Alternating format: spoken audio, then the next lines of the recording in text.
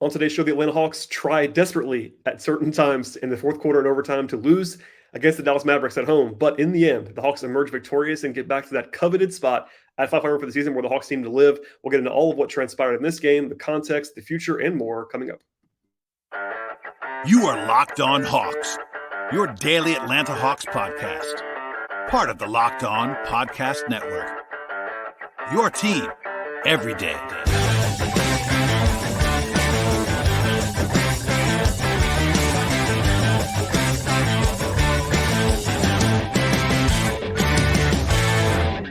Hello, friends. Welcome to episode 1443 of the Locked On Hawks podcast. I'm your host, Brad Rowland, coming to you on a Sunday evening into Monday. And today's show is brought to you by PrizePicks. If you're a first-time user, you can get a 100% instant deposit match up to $100 with promo code Locked On. That is PrizePicks.com, promo code Locked On. I also want to encourage you at the top of the podcast to make us your first listen each and every day. Check us out anywhere you get your podcasts, Apple, Spotify, also YouTube on the video side. And we do appreciate you joining us for this episode. And again, dialing us up each and every day.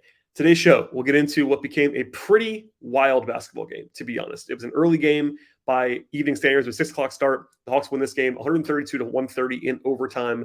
It was a marathon, and lots of stats and takeaways to get into on this game. But kind of the funniest one in my mind, or I guess the most appropriate one at the top, that the Hawks get this win by the skin of their teeth. And with this victory, they're back to 500 yet again. They're 39-39, the 10th consecutive game, alternating between wins and losses for the Hawks. They have been within one game of 500 for the last 72 days consecutively. That's an NBA record. It is just wild. Anytime the Hawks get below 500, they tend to win. And then anytime they get above, they tend to lose. And everything gets pulled back. Again, 39-39. They're 15-15 in the last 30. They're 14-14 in the last 28.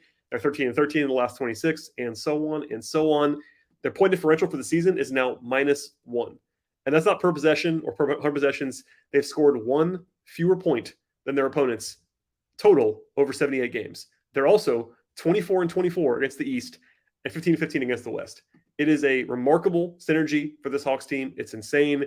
It's an anomaly, yes, but the Hawks continue to just be as average as possible. And in this game, they tried to lose it multiple times. They did play well in certain aspects. We'll talk about some of the positives from this game as we get through this contest. But up 15 points in the second half, it should have been a comfortable win against a team that was playing on the second half back-to-back, because importantly, that's good context here. Dallas played a 7:30 p.m. game in Miami on Saturday and then played a 6 o'clock game in Atlanta on Sunday. So if it was going to be a team that had their legs shot in the second half of this game, it would have been the Mavericks. So when the Hawks opened up a 15-point lead in the third quarter, it felt like they were going to be in total control. But of course, from there, that was not the case. They gave up the lead pretty quickly. And then while they never trailed until very late in this contest, it was certainly not pretty all the way through. They were shorthanded. DeAndre Hunter missed this game. We'll talk about him later on in the podcast. But generally speaking, the Hawks ended up winning the game on free throws in overtime and fading a potential game winner by Dallas at the buzzer. Even then, they actually got lucky at the end of regulation, needing 2 missed free throws by the Mavericks in the final second to even avoid a loss in regulation. And just a crazy amount of stuff that happened in this game. And it was a very bizarre game, but also very entertaining if you were sort of a sicko. Back and forth, certainly thrilling, and the Hawks get on the right side at the end of the contest. Offensively, it's worth noting that Dallas is really bad on defense. That was evident most of the game. My pal Tim Cato over at The Athletic, who covers the Mavericks, and Kirk Henderson, who covers the Mavs in deep fashion, they were kind of making jokes throughout the game about how bad Dallas's defense is, and it really is. And the Hawks were really good offensively in the first half. They shot it great. They cooled off a ton from there. Ended up with 47% from the field and 12 of 35 from three. The Hawks were 4 of 21 after halftime for three-point range. That was reminiscent of Friday when the Hawks just could not make a shot against the Nets. Still had 28 assists and 11 turnovers. That's pretty strong. And they won the glass in this game decisively, but they really stalled out late in this game. We'll sort of go through the play-by-play later on, but only 2 free throw attempts in the entire fourth quarter. They stopped attacking, took a lot more mid-rangers, a lot more settling.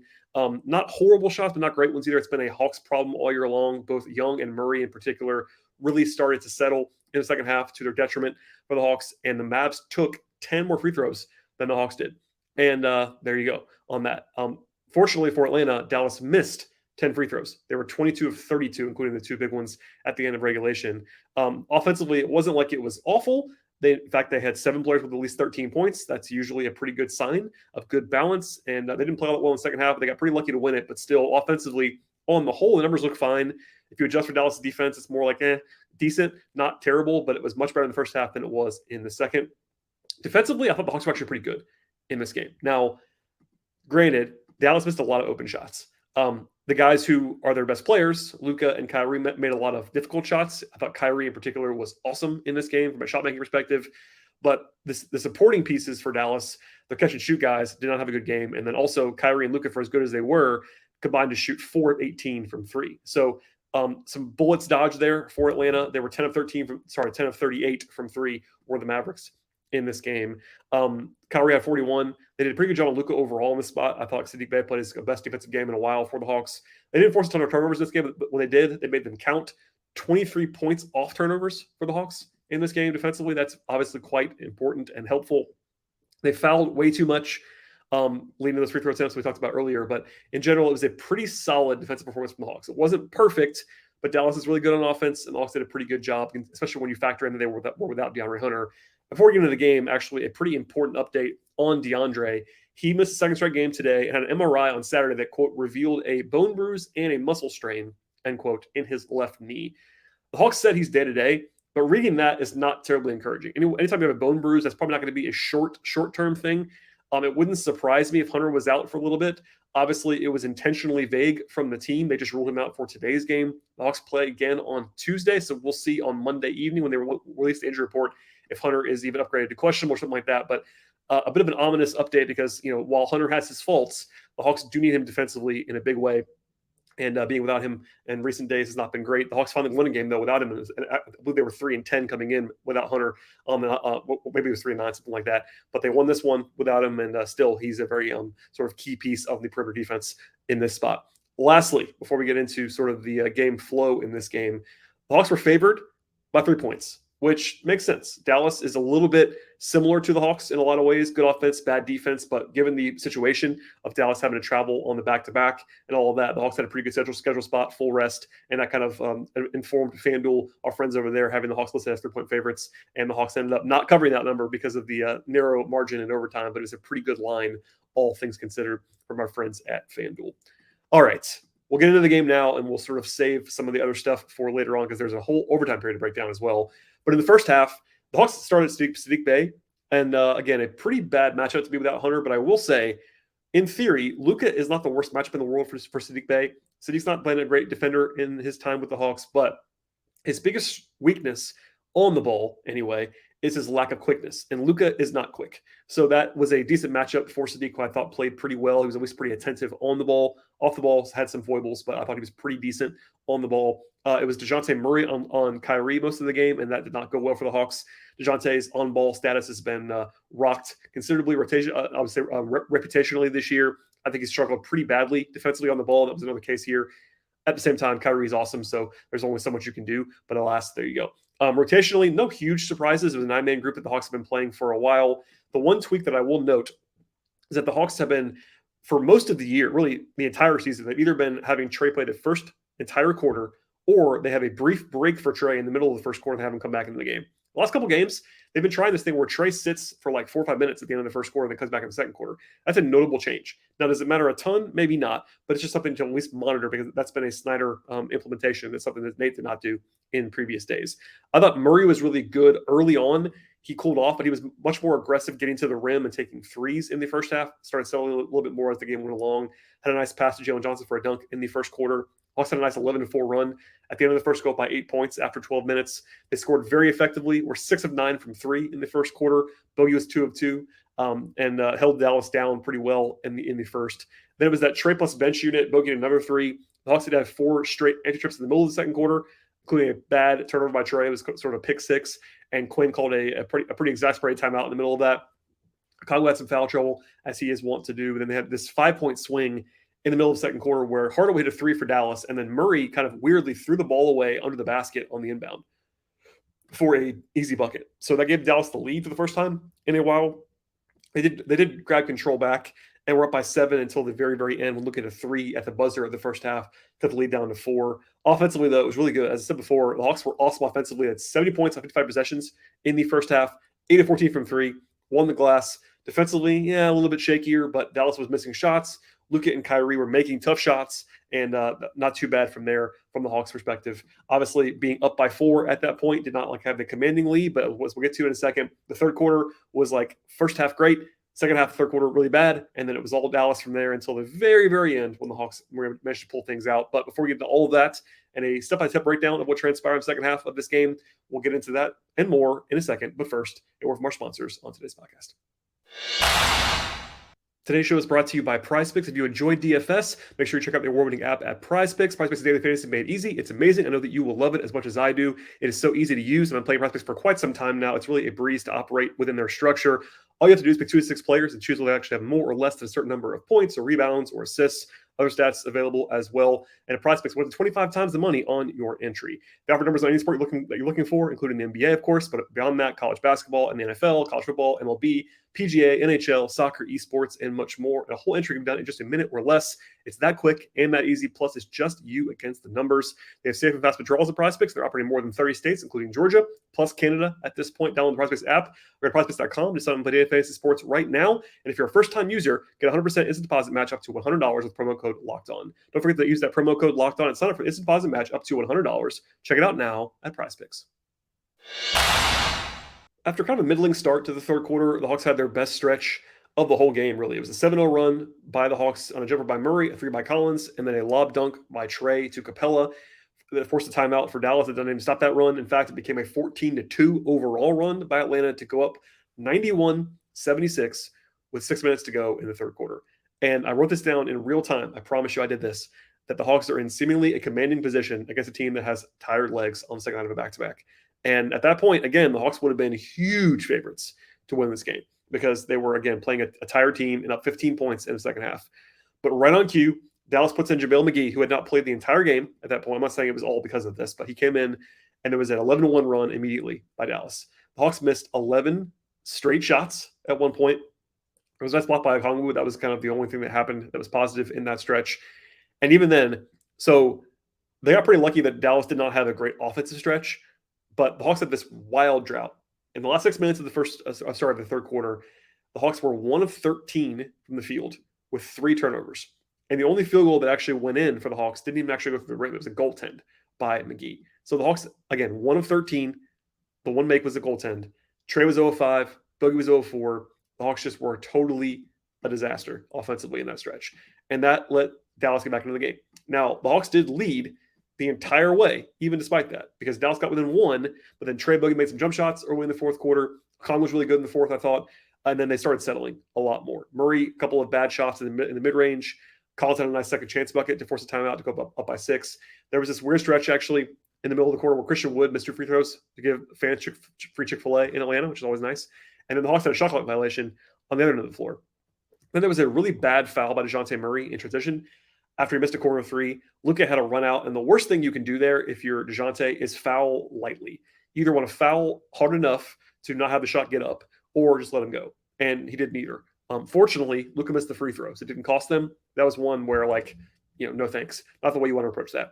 Now, the Hawks still up by 2 at that point in time. Back and forth. They had a second shot clock violation in 5 minutes, which is a little bit strange. Murray had a tough 17-footer. It was not a great shot, but he made it. I thought Collins did a good job on Wood at one point, walled him up at the rim to force a myth, and then also Murray ran him off the line, which is a good play.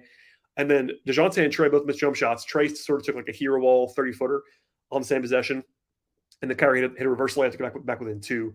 Not an awful shot after that. Trey missed a pretty tough 12-footer, and then Kyrie again, got to his spot and scored to tie the game. So with 37 seconds to go in the game, it was the first time the Hawks had not led in the whole second half. They were up by 1 at one point, but it was officially the lead fully evaporated in the final minute of the fourth quarter. Trey got caught on the next possession, had it up to Collins. Collins had a jump shot to go kind of in and out, but then Capella tipped it in for the lead. And then with the shot clock off, Collins runs Wood smartly off the three-point line. He drove into Capella, and there was a very late, strange whistle for a blocking foul on Capella. And honestly, I was shocked that Snyder did not challenge. Now, I'm not sure he would have won it, but I think it was at least in the realm of possibility that he would have won it. And it would have been the Hawks' last timeout, so maybe that was why he didn't do it. But it's a huge leverage play. You're up by 2, basically at the buzzer. and you didn't challenge that. And what happens there then, Wood, this is where things get absolutely off the rails. So Wood makes the first, misses the second, but then Bay hits the ball out of bounds. After a challenge by Dallas, the Mavs get the ball back with 0.4 seconds left, and the Hawks up by 1. Now, from there, you can catch and shoot with 0.4. At one point, it was supposed to be 0.1. That would have been a lob-only situation for a tip. But because they changed the clock time, 0.4, you can catch and shoot. But defensively, the Hawks just did not execute this well at all. JaVale gets behind the defense. There was no help there. I'm not really sure what Dejounte Murray was doing. I'm not really sure what Capella was doing either. Capella fouls JaVale McGee with 0.4. And it wasn't only a lob that can beat you, but certainly with JaVale on the floor, you got to have to know that he's going to at least run to the rim. If you watch the setup before the play actually even started, I'm not sure why Clint was so far from the rim, which I don't think was probably his decision. I think it was probably something that they wanted to sort of guard against. Maybe they were trying to switch some stuff or whatever, but that was a weird play against a non-shooter. And then, they foul there. I saw some Hawks fans saying it wasn't a foul. It was a foul. It was pretty clearly a foul. But JaVale gets to the line, splits them to tie the game, and the Hawks did have one more chance to get a shot up. We're not able to do that. So at the end of all that, it's going to overtime, and it was pretty messy at that point in time. So we'll stop here. The regulation period was a disaster. Dallas misses 2 free throws in the final second to give the Hawks a chance. But the Hawks made several blunders down the stretch that could have won the game in regulation. So anyway, they were probably lucky to be in overtime. Then in overtime, they were up by 1 after about 2 minutes. Both teams kind of started slowly. Collins had a rebound with about 2.5 minutes to go, got fouled, missed one of the 2 free throws, and he was pretty bad at the line in this game, actually. He played very well, but not at the line. I think he was 4 of 8. The Mavs then scored to tie it. Murray and Kyrie traded missed shots. Then Trey had a lob to Capella for the lead with about 90 seconds to go. Trey had a sort of hero ball step back that would have given the Hawks a 5-point lead that he missed. I didn't love the movement on that possession, but it wasn't a terrible shot. It was a pretty good look. He had a lot of separation. He just missed it. And then Dallas calls timeout down 2. I thought they were trying to set up a 2-for-1 with 46 seconds to go. But unfortunately for Dallas, good for the Hawks, they went too slowly. Kyrie did score, but not enough to have a 2-for-1. So the Hawks had basically the last shot. But then Dallas, inexplicably, in my opinion, fouled to turn the shot clock off. So that was helpful for the Hawks to give them total control of what happened at the end of the game. After a timeout, actually 2 timeouts back and forth, another very weird play. They got the ball to Trey, which was good, although it was in the backcourt. They had plenty of time to have him sort of get downhill. Kyrie got called for a strange foul. If you watch the play, it was just kind of odd. I'm not really sure why Murray was digging up to bring his defender into Trey. It was still an obvious foul, but the way it unfolded, if you watched it, was just a very strange play to watch. Anyway, Trey gets to the line, makes both with 1.8 seconds to go, and then they have to just fade something from Dallas. Luka, in Luka fashion, gets up a shot that's tough for anyone, but a shot that he has made many times before from 3. Honestly, I will admit, I thought it was going in when it was in the air, but it didn't fall, and the Hawks emerged with the win. So obviously a lot to get to there, but it's one of those things where the fourth quarter and overtime was a slugfest, to put it kindly. Execution was not good for either side. This was an NBA TV game, so there were a lot of neutral party people that I follow and interact with across the NBA world who were justifiably making fun of the Hawks and the Mavs in this game for both of them just kind of messing things up down the stretch. The Hawks probably didn't deserve to win. Neither did the Mavs. It was one of those games where somebody had to win, and neither team played particularly well. But the Hawks got some breaks down the stretch. Trey made his free throws. After a rough game overall from him, he was important at the line there. And then the starters played well in this game. After the starters had not been playing well for a while, all the starters, other than Capella, were in the plus. Capella was net neutral in this game. And for the first time in a while, the bench wasn't great in this one. So that kind of had to have that happen, and the balance and all that worked out for them in the end. So we'll get into all of the individual player stuff in a second, but we'll just stop here and just say one more time, it was not a beautiful performance from the Hawks. It was enough to get the win. And honestly, as we'll get to in a second, it was pretty important because of all the wins that happened around them in this game. Toronto won today. Chicago won today. Although Washington lost, Miami was off. So the Hawks kind of had to get that win, and it would have been a disaster if they didn't, but they did in the end, and we'll leave it there for now. All right, we'll get into the individual player breakdowns in a second, but first, a word from our sponsors on today's podcast. Today's show is brought to you by Built Bar, and the Built March Madness bracket is still going on with the Final Four ongoing right now. In fact, I'm in Houston as we speak, covering the Final Four, and I'm confident you have opinions on your favorite Built Bar flavors, and there's still time to make that opinion count. If you go to BuiltMarchMadness.com to vote for your favorites. If you've listened to the show for a while, you will know that my personal favorite is cookies and cream, and if you want to support that flavor on the Locked On Hawks podcast, voting for that option is the best way to do that. Also, when you vote for your favorite bar or puff, you'll be entered into a drawing where 50 Locked On listeners will get a free box of Built Bars. Not only that, but one fan will get a 12-month subscription to Built Bar to have their bars delivered monthly straight to their door. If you haven't tried Built Bar yet, it's time to stop waiting and go ahead and do that right now. They taste so good that you won't believe they're actually good for you as well. Every bar is high in protein, low in sugar, and covered in 100% real chocolate. Go to BuiltMarchMadness.com right now to vote for your bar or puff that you enjoy the most and pick up a box while you're there. Hop in now and support your picks at BuiltMarchMadness.com. All right, to the individual player breakdowns in this game. We'll go to the bench first, as we always do. AJ Griffin played the smallest role, 13 minutes for AJ off the bench, 3 points, 3 rebounds, and an assist for AJ. I don't think he played terribly by any means. I thought he was just fine. 103 from 3. Defensively, a little bit so-so, but nothing fantastic, nor was he bad. He just kind of was the ninth man, and that's kind of where we'll leave it for now. A chaotic game for Jalen Johnson off the bench, 19 minutes. 5 points, 5 assists is really nice. 4 rebounds. His passing is always really, really effective. 2 steals and a block. Also had 4 fouls and was just kind of just throwing his body around. It was effective in a lot of ways, but Jalen was a little bit herky-jerky in this game. Defensively, he was over-aggressive, but certainly made some plays. Offensively, the passing is very helpful in a lot of ways. So I thought he played, on the whole, pretty decently, but not like A+ or anything like that. Bogey had 16 points on 14 shots, took 4 of 10 from 3. I like to see that from him. 2 of 4 on 2s, 2 assists, 2 rebounds. Bogey was at least firing away, making some threes in this game. I think he started off 3 for 3, so I think it was one of his last 7. Not great there, but other than that, I thought he played fine. Defensively, he was not good, but that's kind of the norm at this point. Okongwu played well, 14 points, 5 rebounds, had 2 blocks, did have some foul trouble, as he almost always does. 9 shot attempts and made 6 of them. I thought he and Capella had very similar games. It's kind of funny because they had the exact same shooting lines. 14 points, 6 of 9 from the floor, 2 at the line. That's the same exact numbers for both Capella and Okongwu in pretty fitting fashion. Clint rebounded a lot better than Okongwu did. 11 rebounds for Capella versus only 5 for Okongwu. 2 steals for Clint. It's kind of, they're very similar. Obviously, they played very different games, but I thought it would not have bothered me if they went back to Okongwu at one point, but I thought Capella was fine in this game, played a solid game overall. Had the bad foul at the end, no question about that. But that was not, it was kind of a mixed bag thing. I mean, once you're beat there, you kind of have to foul him, but it was one of those weird plays, and I don't think he played that well against JaVale, but on the whole, I thought he played a very solid game. To the rest of the starters, I thought Collins was very good in this game, 18 points, 10 rebounds, 2 steals for John, had an assist, 5-10 from the floor, 4 of 6 from 3. Did miss 4 free throws, which were kind of bad, but even with his disastrous shooting game of 0 of 6 from 3 on Friday, where he was on a low, but he certainly was the most glaring misser on Friday. Even with that game factored in, he has 17 of his last 39 from 3. So that's a pretty stark improvement for three-point range. If not for Friday, he'd be even better than that. But I think it's safe to, again, knock on wood, bank on him not being as bad of a shooter as he was early in the year. I've been saying that throughout the season. I don't think there's any reason to believe that he's suddenly a terrible shooter, and he's been more of a functional shooter the last few games, and that's nice to see from John on the whole. I thought Saddiq Bey played well. 13 points, 8 rebounds, had 2 steals. Only 1 of 6 from 3 in this game, but 5 of 7 on 2s. He was physical. He was tough. I think defensively, it's not been good since he got to Atlanta, but I think in this game, he was able to just key in on the matchup against Luka, be more attentive, use his physicality, and did a pretty good job on him in this game. Played 38 minutes. That's a lot for him, but I thought he played well. Was plus 10 in the game. To the backcourt. DeJounte had 25 points, 7 rebounds, 4 assists.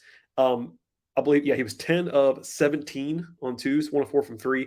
First half, a lot more aggressive, getting to the rim and taking more threes. Second half, a lot more mid-rangers, and I think the efficiency dwindled in the second half as a result. I don't think he played badly, but there was some bad habit stuff going on in the second half of the game. And then Trey. So Trey has been pretty bad for like the last week or so. He ends up with 12 assists. Obviously, you can't fake that versus 2 turnovers. That's a heck of a game passing. 24 points, but 8 of 24 from the floor. And 0 of 5 from 3. So 8 of 19 from 2. He gets to the line 8 times, made all 8. But in the last 3 games, Trey is 15 of 51 from the floor. He's been kind of weirdly passive. Like there were some hero ball shots along the way, so it wasn't like he was not taking any deep shots. But until at the end of the game, he was not really letting it fly from 3. He's 0 of 10 from 3 the last 2 games. Just kind of I won't say passive, but just kind of out of sorts. And the Hawks got the win with him playing that way, and he did make the free throws at the end of the game, and he created some nice shots for others late, but not his best work. And the Hawks' ceiling is definitely capped when Trey's not playing all that well, and he's not been playing all that well in recent days. We'll just leave it there for now, but he's something to monitor. He's not been playing or at least shooting the ball very aggressively or very well in the last week or so. All right, that's enough of that for the game itself. Again, they got away with the win, 39-39, and 4 games remaining on the schedule. As a note, I am going to talk about the CBA and the changes a little bit later in the week. We'll have some more clarity on that stuff, so I'm not forgetting that. I promise you, I will have coverage on that, maybe even tomorrow on the show, but not today necessarily because there's too much to cover to have that be at the end of the podcast. Standings-wise, the Raptors won, the Bulls won, and the Wizards lost tonight. So that leaves some interesting stuff because the Hawks did win, and as a result, they are now tied with the Raptors for the 8 seed. They're 2 games behind Miami, so it's not like totally done for the 7 seed, but still with four to play, tough ass there. Chicago is the 10 seed, a game back of Atlanta. Toronto has clinched a play-in berth. Atlanta has not. If the Hawks were to lose out, they could be passed. I'm not really sure how that works, but I think they at least have a chance to, at least by these standings that say they're not clinched yet. No matter what, though, I think the Hawks are safe to be in the play-in. But I will circle this right now. Tuesday's game in Chicago is the biggest game of the season for Atlanta from an impact perspective, given where they are now. Obviously, late in the year, no one thought they'd be 39-39 this year, but it's a head-to-head matchup against a direct competitor in Chicago. The Bulls have been playing really well in recent days. They actually beat the Grizzlies today. The Bulls lead the season series 2-1. So if the Hawks lose that game, not only do they lose the game and a game flips to Chicago, they also lose the tiebreaker. So it becomes a double loss in a lot of ways if they were to lose it. If they win it on the road in Chicago, then they're up 2 games on the Bulls with 3 left. So it is a huge game if you want to avoid, and in my opinion, the biggest thing the Hawks need to do is avoid the 10 seed, because you don't want to be the 10 seed. If you're the 10 seed, you got to win twice on the road. That's a tough ask. The Hawks could certainly do that, but you don't want to be the 10 seed. So circle Tuesday's game. The Bulls have been playing really well, like better than the Hawks in recent days. And if they lose that one, things get really dicey. And if they win it, they're in a pretty good spot. If the Hawks win it, in fact, they actually win the three-team tiebreaker with the Raptors and the Bulls. So that would be a nice spot to be in as well. They already had the Raptors tiebreaker advantage there as well. So the Hawks are in good shape at this point if they are to win on Tuesday. If not, we'll dial it up from there and kind of break down what transpires in the last 3 games. But the schedule after Tuesday is relatively friendly if things break the right way, because Boston and Philadelphia might not be trying at the end of the season. Philly is, I think, pretty close to being locked into the 3 seed. They could be locked into the 3 seed by the time the Hawks by the time the Hawks play them later on this week. The Celtics might have a chance at the number 1 seed, but if they don't, they will certainly be willing and able to not play super hard on Easter Sunday in the afternoon. So we'll have more on that later on, but certainly circle the game on Tuesday, and we'll have more content in the future coming up this week. So that's a lot on today's podcast. It was a pretty crazy game all the way around for Atlanta. But a win is a win is a win. I got a funny reply from someone on Twitter who basically said, "Who cares? We won." And I understand. That's certainly not the way that I will approach things, because it's kind of my job to give you all the context that's important. But for a portion of the fan base, I'm sure that definitely holds up. And a win is a win is a win. And they're 39-39 at this point. All right. Thanks for listening to the podcast today, everybody. I really appreciate it. Please subscribe to the show anywhere you get your podcasts: Spotify, Apple, YouTube, Google Play, all those fun places. Follow us on Twitter at LockedOnHawks. Follow me on Twitter at BT Rowland. Follow me on the written side, patreon.com/BT Rowland as well.